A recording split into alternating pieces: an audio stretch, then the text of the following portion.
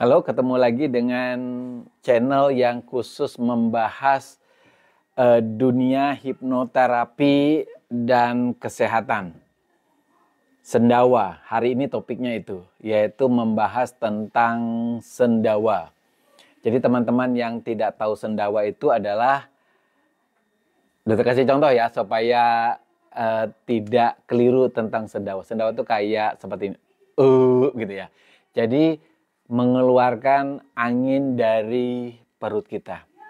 Nah, yang jadi masalah memang sendawa itu hal yang normal, yang biasanya terjadi ketika kita makan atau minuman tertentu, misalnya minuman bersoda. Tapi yang jadi masalah, kadang-kadang orang bisa bersendawa dari pagi sampai malam tidak berhenti. Dan itu terjadi bisa berhari-hari, bisa berminggu-minggu. Nah, yang jadi masalah adalah bagaimana kita mencoba menghilangkan sendawa itu ya secara cepat sehingga tidak mengganggu. Kadang-kadang ya sendawa itu kan yang jadi problem karena mengganggu hubungan kita dengan teman kerja. Bayangkan kalau seseorang sendawa di kantor yang tidak berhenti. Karena dokter pernah mendapatkan seorang pasien yang bahkan di tempat praktek pun dia tidak bisa mengendalikan sendawanya. Jadi teman-teman harus tahu dulu begini ya. Sendawa itu mekanisme terjadinya seperti apa.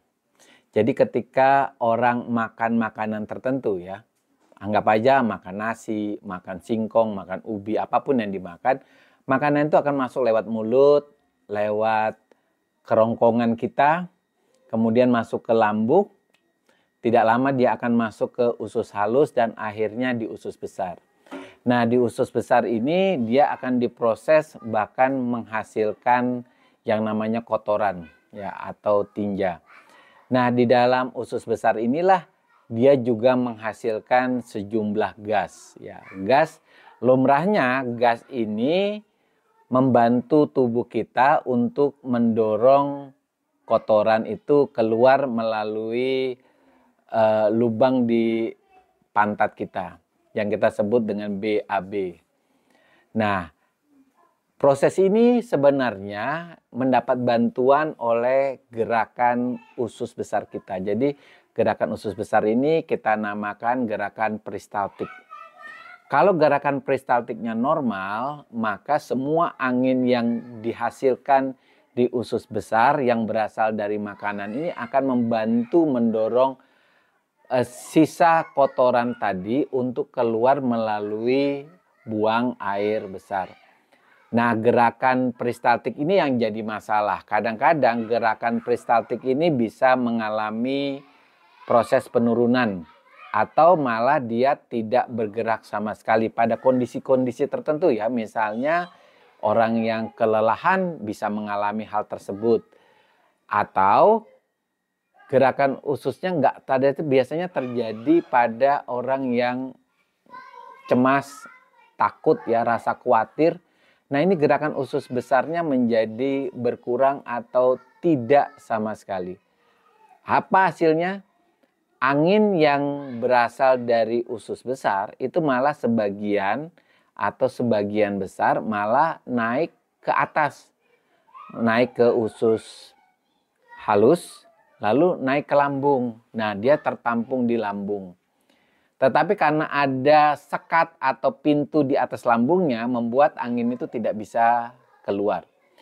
Tetapi ketika angin yang ada di dalam lambung itu begitu besar, membuat refleks pintu atas lambungnya terbuka, lalu tubuh akan membuang angin yang ada di lambung itu yang kita sebut dengan sendawa.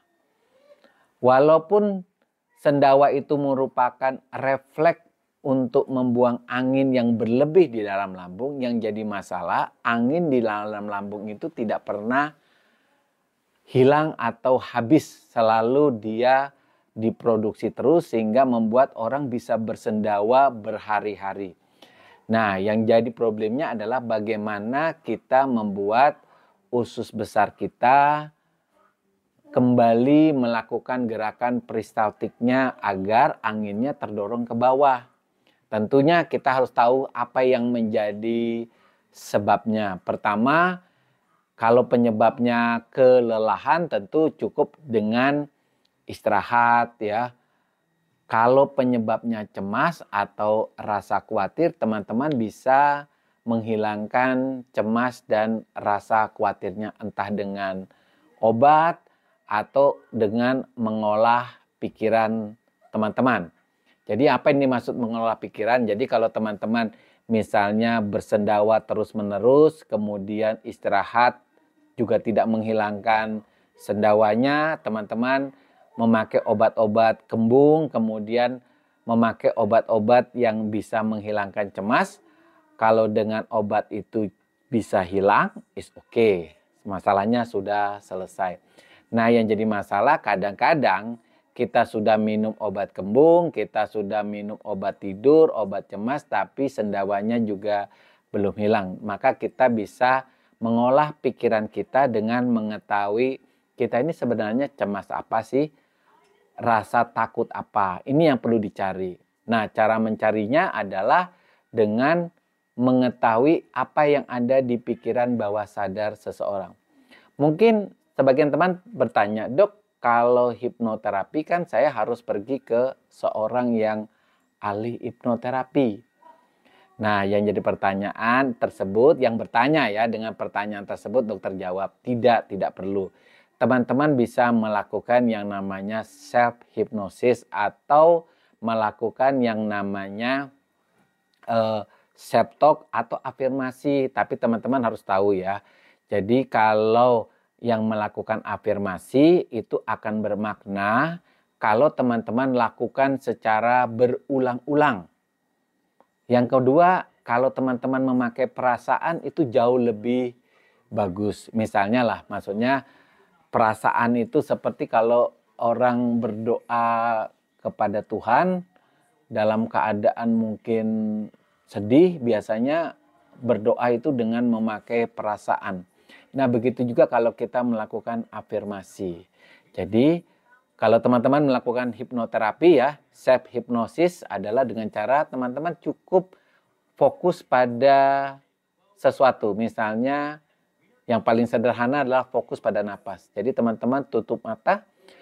Tujuannya adalah untuk supaya mata teman-teman tidak melihat ke kiri ke kanan. Teman-teman tutup mata, kemudian tarik napas. Kalau bisa 3 kali ya. Tarik napasnya pun harus yang dalam. Tarik napasnya. Kemudian tahan sedikit baru hembuskan. Nah, ini tujuannya supaya teman-teman bisa fokus pada napas. Karena ketika orang bisa fokus, sebenarnya teman-teman telah menurunkan gelombang pikiran teman-teman ke gelombang theta. Gelombang yang mudah sekali mengalami yang namanya sugesti. Lalu teman-teman lakukan sugesti diri sendiri. Misalnya, katakan mulai sekarang saya menjadi orang yang pemberani, orang yang tenang, orang yang percaya diri. Jadi apa yang membuat teman-teman takut? Misalnya teman-teman takut dalam keadaan rame ya. Jadi saya tetap tenang, saya tetap pemberani, saya tetap menjadi orang yang percaya diri walaupun saya dalam keadaan rame.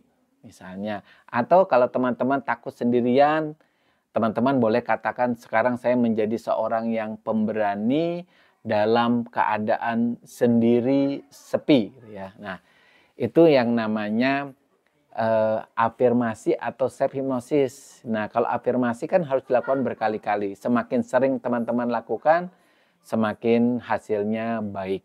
Kalau afirmasi teman-teman harus bisa menghipnotis diri sendiri.